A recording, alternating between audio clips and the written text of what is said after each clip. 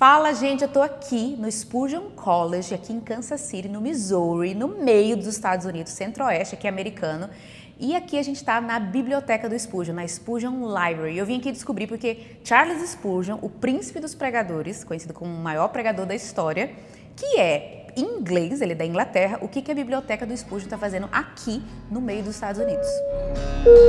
Senhoras e senhores, vasos da estrada. Vou mostrar aqui para vocês uma coisa interessantíssima, que eu não tinha percebido quando eu passei aqui.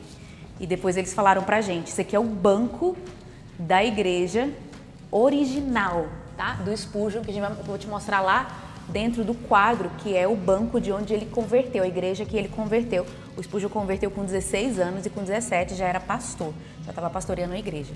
Então, olha que legal.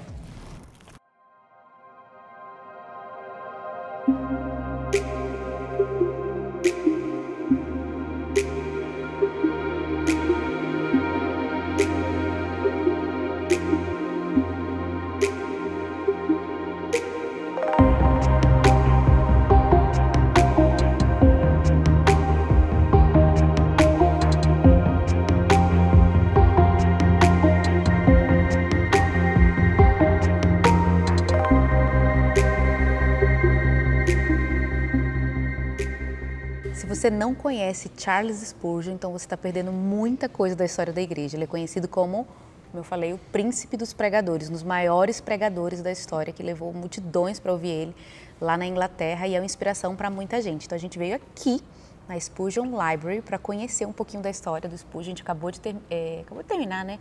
A tour sobre o Spurgeon. O Ângelo já chorou. Algumas vezes. Foram várias. Né? Como prometido. Então, só explicando para vocês, aqui é um seminário batista, tá? Aqui no centro-oeste, em Kansas City, no Missouri.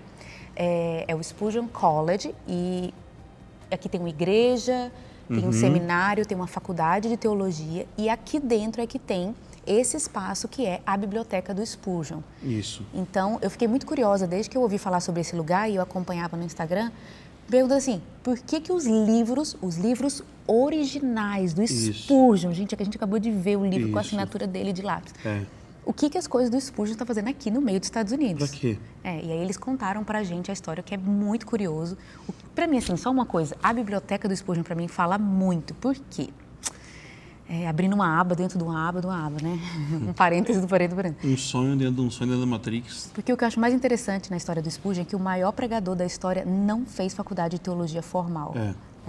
Ele tentou fazer faculdade formal, tudo certinho, mas ele não conseguiu, então ele era um autodidata. Então, nas aulas de história da igreja, eu sempre falo que a formação do Spurgeon foi, eu vou chutar, 12 mil livros que ele tinha, 12 ou 16, eu não lembro o número exato. Aqui é mais ou menos a metade, né? Aqui é a metade. Então, isso aqui foi a faculdade do Spurgeon, isso aqui foi a escola dele. Ele lendo, estudando, encontrando os puritanos e tal. Então, é muito importante para nós esse lugar aqui, Spurgeon Library. Então, conta um pouquinho como é que foi que esses livros vieram parar aqui, no meio dos Estados Unidos. Então, depois que ele morreu, a família dele começou a doar os livros para os pastores próximos, para ministros leigos que precisavam desse material. E o que acontece foi que, depois que eles doaram metade da biblioteca, a família decidiu fazer dessa outra metade como se fosse um único pacote. Eles iriam doar esse todo para uma universidade, para um grupo específico. E aí houve uma discussão, uma conversa entre seminários de teologia aqui da região dos Estados Unidos, tentando conseguir a biblioteca, e aí um terceiro seminário entrou e conseguiu comprar. Esse seminário era batista, mas depois ele deixou de ser batista e quando ele rompeu, então esse seminário daqui conseguiu comprar. Agora, olha que interessante, né? Que eles contam que a época já estava com muito liberalismo, o pessoal muito liberal. Aqui nesse seminário. Eles já estavam, não sei quantos anos, mas eram muitos anos que eles estavam com teologia liberal aqui nesse seminário. E que o seminário estava para fechar. Porque estava cada vez caindo mais. Mas que antes de vir para cá, para os Estados Unidos, o pessoal vendeu os livros do Spurgeon como se não valesse nada. Cada livro foi 50 centavos, deu $3 mil, tudo isso aqui. Isso, cada livro 50 centavos. Ou seja, não estava sendo bem valorizado, disse que era poeira, coisa... uma pessoa da Inglaterra escreveu para das pessoas que estava querendo comprar, dizendo: isso está cheio de poeira puritana antiga, não tinha interesse nenhum. Cada livro desse, que são livros históricos, livros importantíssimos, como a Carol falou, foi vendido por 50 centavos. Então... E aí depois aqui, nessa faculdade, ele ficou no porão durante muito tempo, até 2006 a 2012, Isso. Ele ficou no porão. E aí, 2012, entrou uma nova liderança aqui no seminário. E aí eu chorei de novo na hora que ele falou isso. Porque o cara falou assim: como que a biblioteca do Spurgeon tá num porão, né? É porão que fala, né? Por quê? Porque esse novo diretor do seminário é um homem que veio para trazer de volta as pessoas para a Bíblia no seminário. Então, você vê que tem um ar diferente aqui. Você sente que as pessoas amam Deus, que são do Senhor. Por quê? Porque eles quiseram voltar há 10 anos atrás, né? Eles decidiram voltar para a Bíblia seriamente aqui. E uma das ações, então, foi isso. Nós vamos trazer a biblioteca do Spurgeon, vamos dar um lugar de destaque para ela. E aí, o que aconteceu? Um casal fez uma grande doação e eles então conseguiram construir uma capela nova aqui, muito bonita. E porque eles conseguiram construir uma capela nova, eles conseguiram fazer aqui, nesse lugar, que é a antiga capela do seminário, eles fizeram isso aqui. A biblioteca do Spurgeon, que honra linda. Todo o legado do Spurgeon.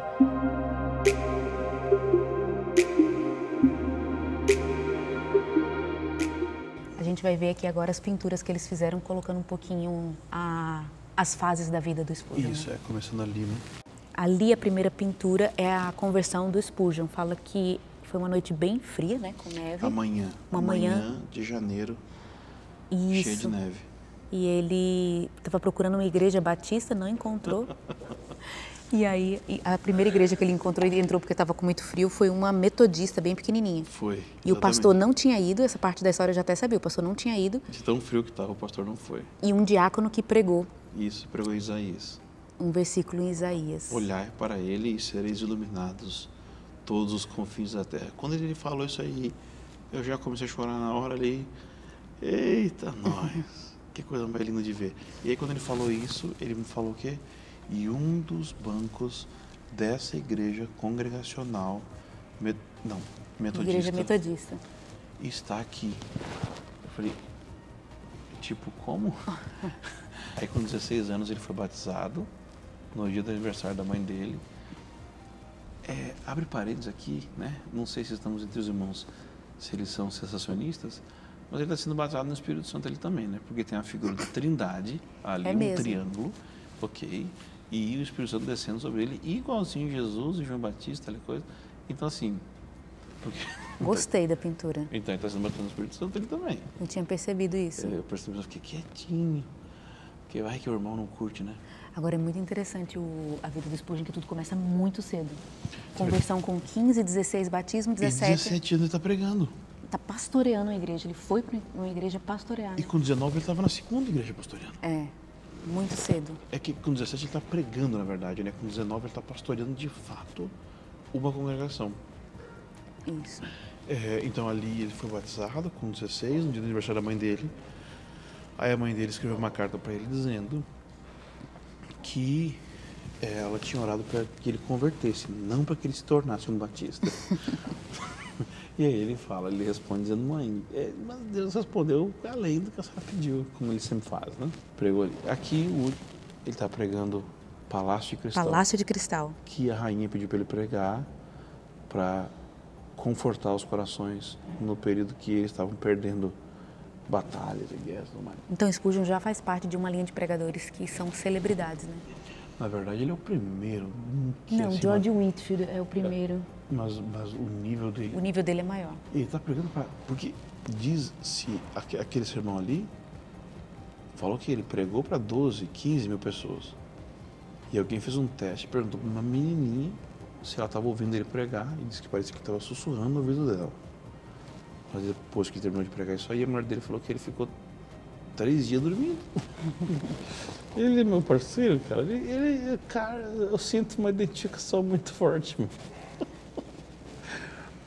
E aí, do outro lado aqui, a gente tem um Spurgeon filântropo. Isso, que lindo isso. Que me lembra muito o George Whitefield também. O cara era pregador, mas também era muito preocupado com questão de justiça social e tal. Então, ele abriu orfanato para menino, para menina. Influência do George Miller. Isso é muito importante. Influência não só nessa questão de cuidado com o próximo, mas oração e fé. Oração e fé, exatamente. E nessa outra pintura aqui, super interessante. Não, essa pintura... Eu tinha a impressão que eu tinha visto... Alguém conhecido ali. Do lado de um ali. Mas daí quando o cara falou que é mesmo... Então nessa pintura aqui tem Presidente, tem Mark Twain, tem Moody, tem Maria, tem a Florence Nightingale.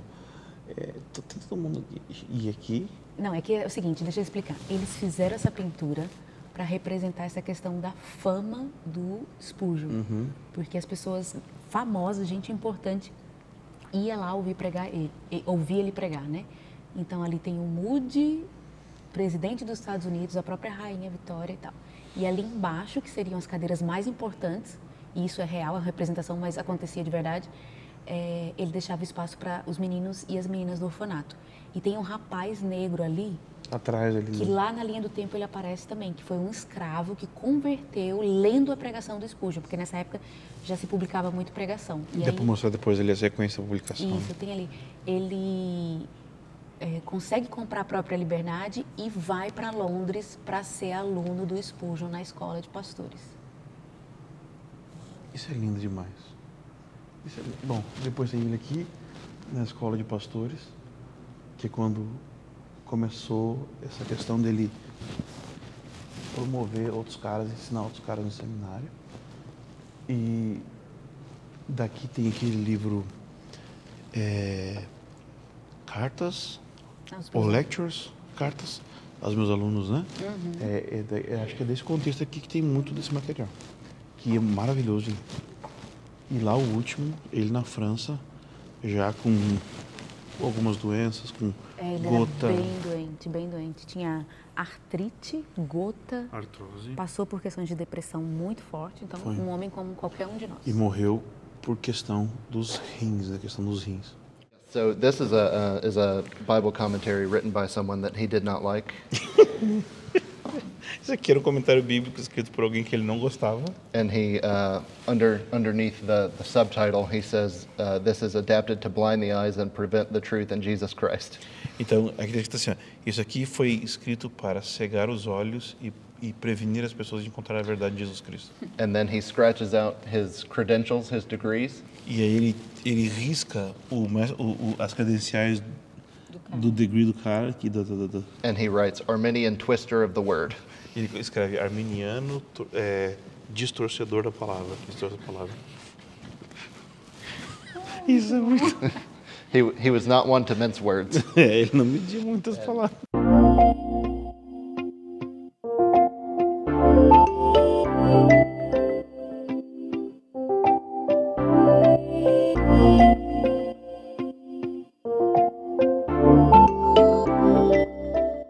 Aqui na livraria da faculdade, essa parede é toda, essa prateleira toda só do Spurgeon.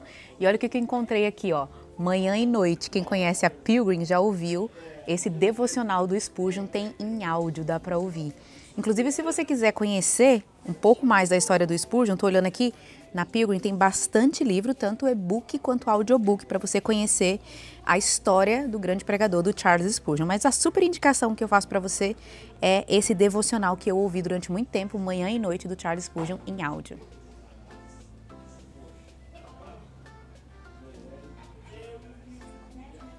Se você quiser conhecer a Pilgrim, inclusive a gente está com 50% de desconto para você fazer assinatura no cupom especial aqui dos Basos. Dá uma olhadinha aqui na descrição do vídeo.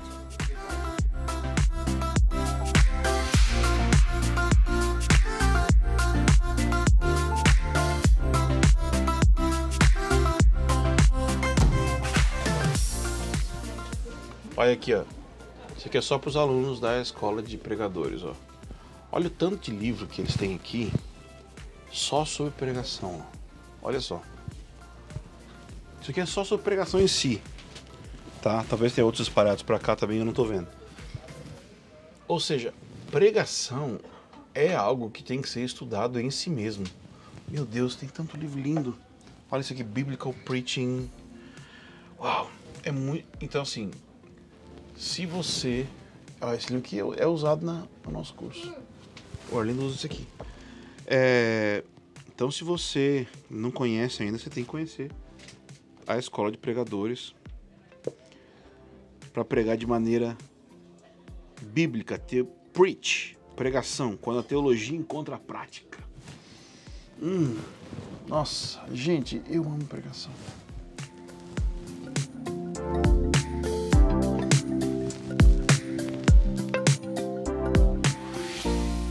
Gente, mas é isso. Obrigada por acompanhar a gente até aqui.